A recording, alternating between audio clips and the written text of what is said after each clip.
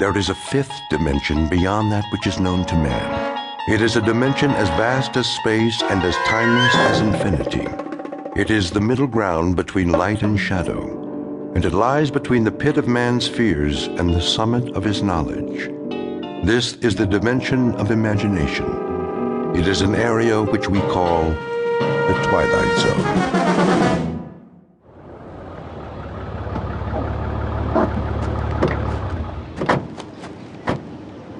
Okay, Pete, let's mark it off.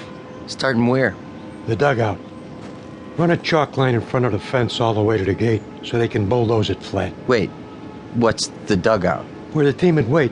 They'd sit on the bench, shoot the bull.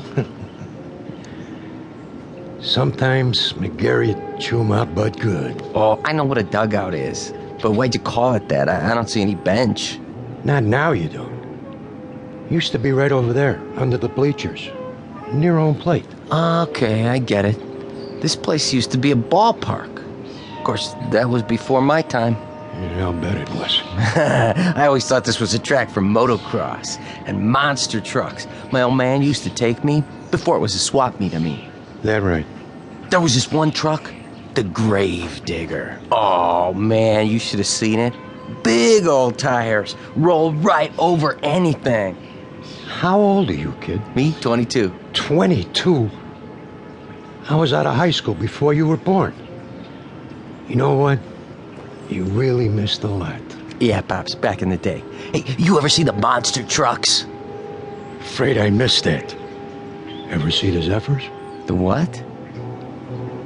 Only the greatest ball club there ever was. Sure. That's why I never heard of them. Yeah, World Series champs, huh? They could have been.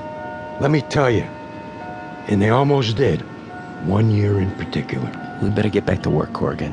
Wait a while, kid. I want to tell you a story. You bring your lunch? Sure, I brought it in the truck. Then let's take a load off. Good time for a break. It's okay by me.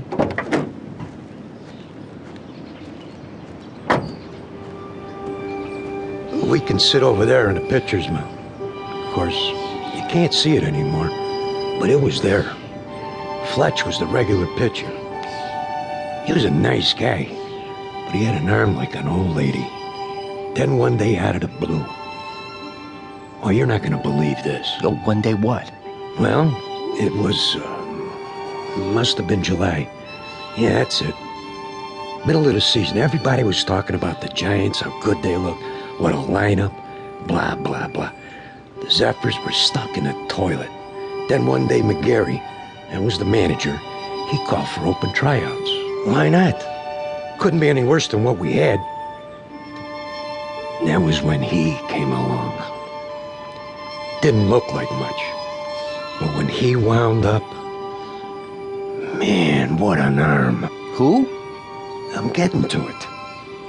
Better start at the beginning. It was a hot one that year. No rain, the sun beating down.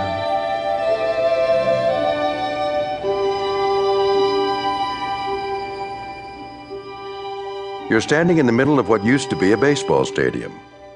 Now the grandstand is falling apart, the field is covered with weeds, and the men who played here are nothing but ghosts.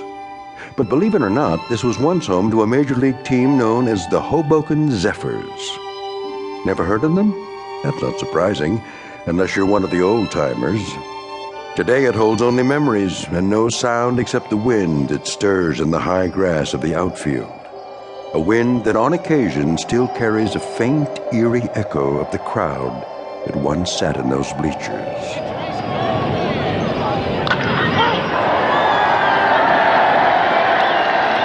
We're about to travel back in time to a day when the Hoboken Zephyrs were still a part of the National League, and this mausoleum of memories was an honest-to-Pete attraction. But since it's strictly a story of make-believe, we must begin this way. Once upon a time, in New Jersey, a most unusual event happened on the way to the ballpark. In a moment, you'll meet the cause of that event, a left-hander named Casey. Not the most original of monikers, but that's what he was called. So sit back, grab a hot dog and a bag of peanuts, and get ready for the playoffs. Because this particular broadcast...